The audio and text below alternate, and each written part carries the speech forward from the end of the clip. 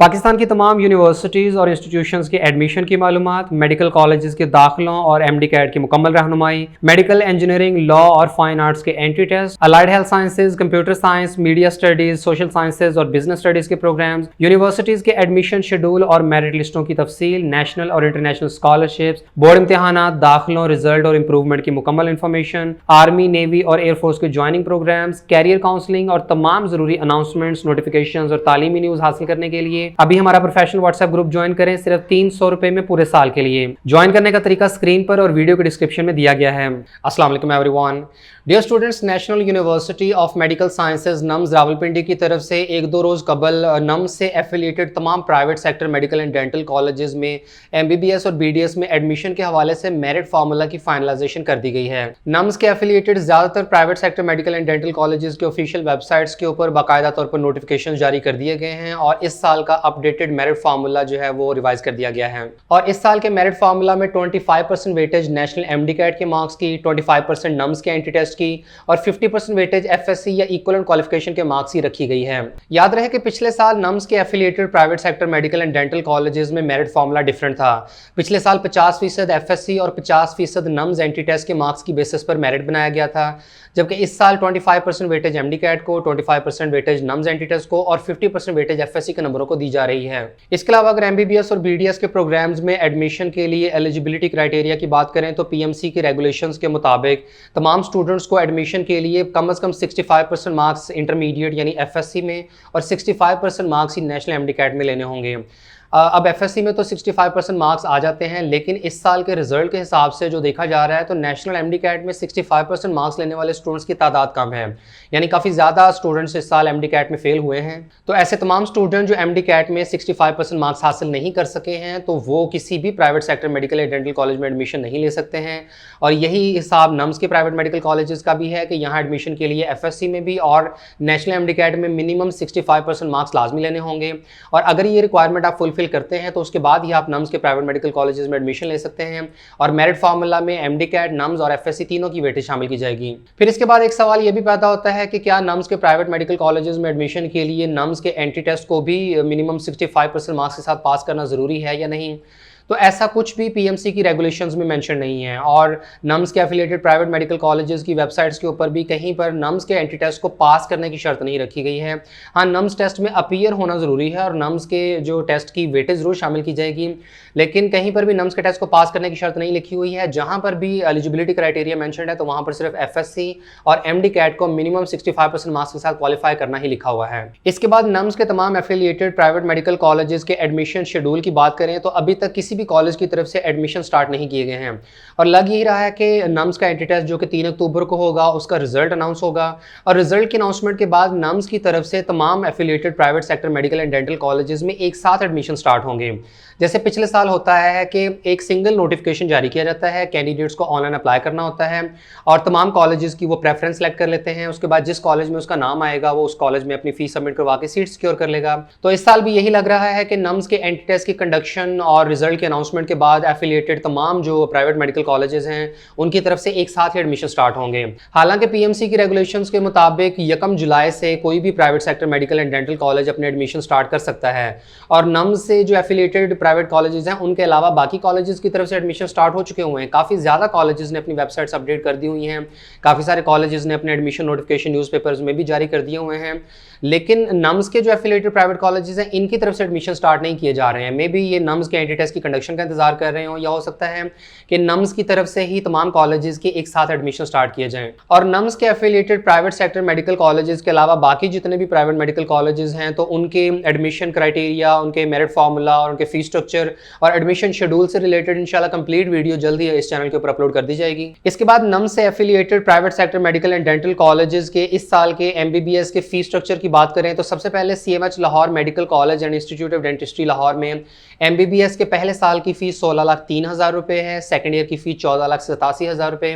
तीसरे साल की फीस 15,47,000, चौथे साल 16,07,000 रुपये और पाँचवें साल की फीस 16,67,000 रुपये है। और इस तरह CMH लाहौर में MBBS के प्रोग्राम प्रोग्राम की टोटल फी 79,11,000 रुपए बनती है। पिछले साल भी CMH लाहौर में MBBS का फी स्ट्रक्चर तकरीबन इतना ही था और इस साल इसमें किसी किस्म की चेंजेस नहीं की गई हैं। इसके बाद CMH खारिया मेडिकल कॉलेज में पहले साल की फीस 13.5 लाख और उसके बाद हर साल 50-50 हज़ार रुपए के इजाफे के साथ 14 लाख, 14.5 लाख, 15 लाख, 15.5 लाख और इस तरह MBBS के प्रोग्राम की टोटल फी 72,50,000 रुपए है। इसके बाद foundation university medical college Islamabad में पहले साल की MBBS की फीस 12.5 लाख रुपए है और उसके बाद 50-50 हज़ार रुपए के इजाफे के साथ ये दूसरे साल 13 लाख रुपए, तीसरे साल 13.5 लाख, उसके बाद 14 लाख और 14.5 लाख रुपए और MBBS के प्रोग्राम की टोटल फीस 67,50,000 रुपए बनती है। इसके बाद hi tech institute of medical sciences Taxila में पहले साल की MBBS की फी 12,88,000 रुपए है, उसके बाद दूसरे साल की 12,65,000 रुपए, तीसरे साल 13,17,500 रुपए, उसके बाद 13,72,625 और आखिरी साल 14,30,506 रुपए है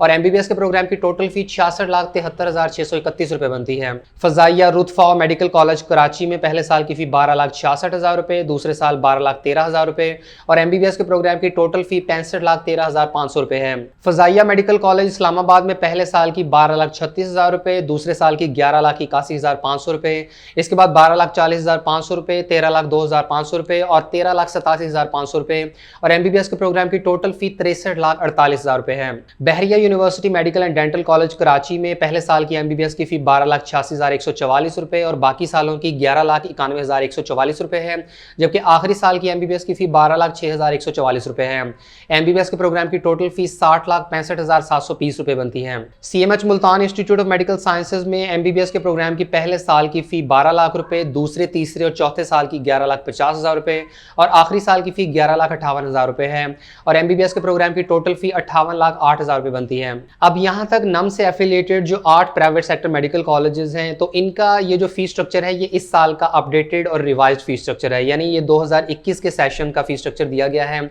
जबकि बाकी के जो 4 प्राइवेट सेक्टर मेडिकल कॉलेजेस हैं इनकी तरफ से 2021 का लेटेस्ट फीस स्ट्रक्चर अभी तक उनकी वेबसाइट के ऊपर अपलोड नहीं किया गया है, लिहाजा इनके पिछले साल के फीस स्ट्रक्चर ही आपके साथ शेयर किए जा रहे हैं। इनमें वाह मेडिकल कॉलेज जिसकी पहले साल की फीस 9.5 लाख रुपए थी, इसके बाद 10,45,000 रुपए, 11,49,500 रुपए और MBBS के प्रोग्राम की टोटल फीस 57,99,847 रुपए है। इसके बाद CMH institute of medical sciences Bahawalpur में MBBS के प्रोग्राम की टोटल फी 48 लाख रुपए, Karachi institute of medical sciences Karachi में MBBS के प्रोग्राम की टोटल फीस 47,55,360 रुपए और Quetta institute of medical sciences में MBBS के प्रोग्राम की टोटल फी 40,24,050 रुपए है। अब यहाँ जो आखिरी 4 प्राइवेट सेक्टर मेडिकल कॉलेजेस का फीस स्ट्रक्चर है तो ये इस साल चूंकि रिवाइज किया जाएगा तो उम्मीद की जा सकती है कि जिस तरह बाकी प्राइवेट सेक्टर मेडिकल कॉलेजेस ने अपने फीस स्ट्रक्चर में इजाफा किया है तो इनमें भी कुछ 1 लाख रुपयों का इजाफा हो सकता है। जैसे अगर आप गौर करें तो CMH Multan, Bahria university medical and dental college, Fazaia, hitech और फाउंडेशन यूनिवर्सिटी समेत ज्यादातर प्राइवेट सेक्टर मेडिकल कॉलेजेस का पिछले साल का फीस स्ट्रक्चर 50 लाख से 60 लाख रुपए के दरमियान था,